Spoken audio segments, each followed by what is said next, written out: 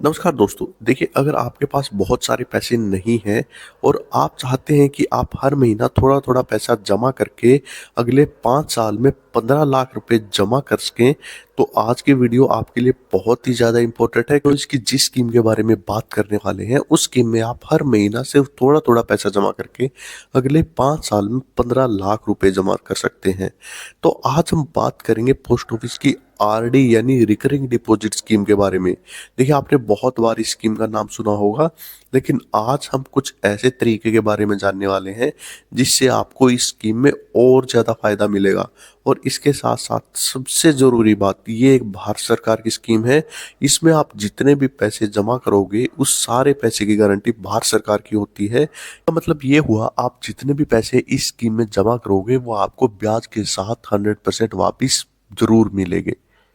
है post office की RD यानी रिकरिंग डिपॉजिट स्कीम के बारे में सब कुछ बिल्कुल आसान भाषा में हम सारे के सारे रूल इस स्कीम के बारे में जानने वाले हैं।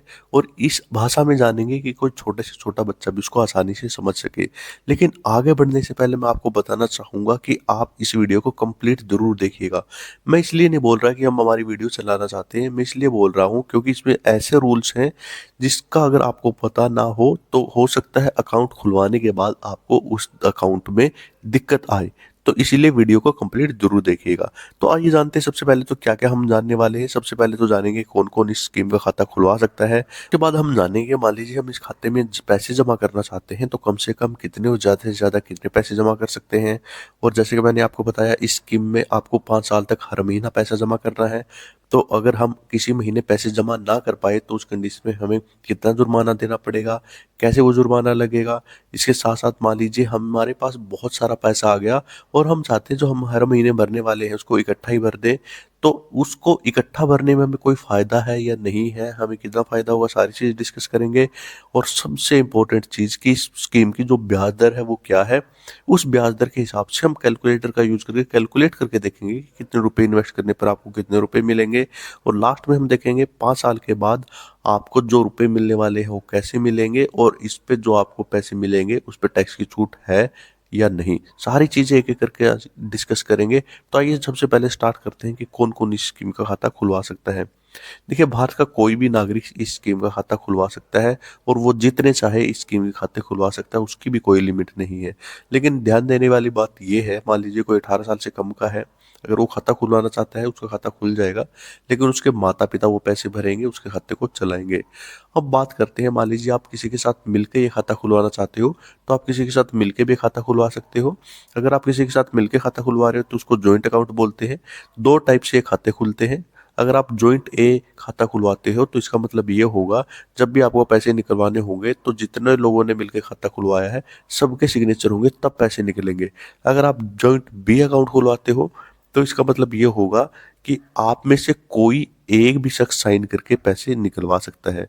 तो आप वो देख लीजिएगा आप जिसके साथ खाता खुलवा रहे हो कि जो आपको जॉइंट ए अकाउंट खुलवाना है या जॉइंट बी अकाउंट खुलवाना है। तो आइए अब बात करते हैं कि इस आरडी अकाउंट में, रिकरिंग डिपॉजिट अकाउंट में, हमें कम से कम कितने और ज़्यादा से ज़्यादा कितने रुपए जमा करने पड़ेंगे। देखिए अगर हम बात करें मिनिमम अमाउंट की, तो जो आरडी का अकाउंट है आप इसको कम से कम 100 रुपये से खोल सकते हैं। यानी 100 रुपये से आपका एक खाता खुल जाएगा और इसकी मैक्सिमम कोई लिमिट नहीं है। आप जितने चाहें उतने रुपए इस अकाउंट में हर महीने जमा कर सकते हैं। एक चीज़ का ध्यान रखिएगा, क्योंकि हमें इस अकाउंट में हर महीने पैसे जमा करने हैं। तो अगर आप ये अकाउंट खुलवाते हो 15 तारीख से पहले, तो आपको हर महीने 15 तारीख से पहले ही ये पैसे अकाउंट में जमा करवाने पड़ेंगे। अगर आप 15 तारीख के बाद इसको करवाते हो तो आपको वहाँ पे जुर्माना देना पड़ेगा। अगर हम बात करें 15 से लेकर 30 तारीख के बीच में, तो आप अगर ये अकाउंट खुलवाते हो 15 से लेकर 30 तारीख के बीच में, तो उस कंडीशन में आप किसी भी तारीख को, किसी भी महीने की किसी भी तारीख को पैसे जमा करवाते हो तो वहाँ पे आपको जुर्माना नहीं देना पड़ता। आप महीने में कभी भी जमा करवा सकते हो। तो इसीलिए अगर आप अकाउंट खुलवाना चाहते हो तो 15 से लेकर 30 तारीख के बीच में खुलवाइए, ताकि आपको बहुत कम जुर्माना देना पड़े। आइए अब बात करते हैं कि अगर हमारे पास बहुत सारा पैसा है और हम चाहते हैं कि हमारी जो किस्त हर महीने हम जो भरने वाले हैं वो अगर हम इकट्ठे भर देते हैं तो क्या उसमें हमें फ़ायदा होगा? जी हाँ, अगर आप पोस्ट ऑफिस की 6 महीने की किस्त या फिर 1 साल की किस्त इकट्ठी भर देते हैं तो वहाँ पे आपको बहुत ज़्यादा फ़ायदा होता है। वो किस हिसाब से होता है, मान लीजिए अगर आप 6 महीने की किस्त इकट्ठी भर देते हैं, तो उसका जितनी आपकी 1 महीने की किस्त है, मान लीजिए आपकी 1000 रुपये की किस्त है, तो उसका 10% यानी 100 रुपये की आपको छूट मिलेगी। आप बहुत सारे लोग ये कंफ्यूज हो जाते हैं कि जितने अमाउंट हम भरेंगे 6 महीने में, जैसे कि 1000 की किस्त है तो 6000 रुपये हो गए, तो 6000 का 10% मिलेगा। ऐसा नहीं है, जो आपकी 1 महीने की किस्त है उसका 10% की छूट मिलती है। वैसे ही अगर आप 1 साल का एडवांस पेमेंट करते हैं, पोस्ट ऑफिस की आरडी की किस्त भरते हैं, तो उस कंडीशन में आपको 1 महीने का 40% यानी आपकी अगर 10,000 रुपये की किस्त है तो उसका 40% यानी 4000 रुपये की छूट मिलेगी और आपके सारे पैसे जमा हो जाएंगे। तो इस चीज़ में कंफ्यूज मत होइएगा कि आपको 6 महीने का 10% या 12 महीने का 40% मिलेगा। ऐसा नहीं है, आपको जो बेनिफिट मिलेगा वो मिलेगा 1 महीने की किस्त के हिसाब से। आइए अब बात करते हैं, मान लीजिए हमने एक खाता खुलवा लिया और हमें पैसे की ज़रूरत हो जाती है, तो हमें इस अकाउंट में दो ऑप्शन मिलते हैं। अगर हमें पैसे चाहिए तो हम चाह कर यहाँ पे लोन भी ले सकते हैं या फिर हम इस खाते को बीच में बंद करवा सकते हैं। तो सबसे पहले बात करते हैं लोन की। देखिए, अगर आपने ये अकाउंट खुलवा लिया है और आपके अकाउंट को चलते हुए 1 साल हो चुका है, यानी मान लीजिए आपने 12 किस्त भर दी हैं, तो उस कंडीशन में आप कभी भी लोन ले सकते हो। और जब भी आप लोन लोगे, उस टाइम पे आपकी जो भी अमाउंट होगी उसका 50% ही आपको लोन मिलेगा।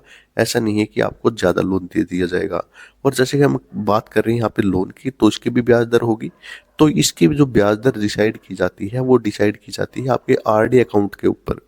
जो भी आपके आरडी अकाउंट की इंटरेस्ट रेट होती है, उस इंटरेस्ट रेट से 2% ऊपर आपकी लोन की इंटरेस्ट रेट होती है। यानी कि मान लीजिए अब इंटरेस्ट रेट जो आरडी अकाउंट की वो 6.7% है, तो लोन की जो इंटरेस्ट रेट होगी वो 6.9% होगी। और जो आप ये लोन लोगे ये कभी भी आप भर सकते हो।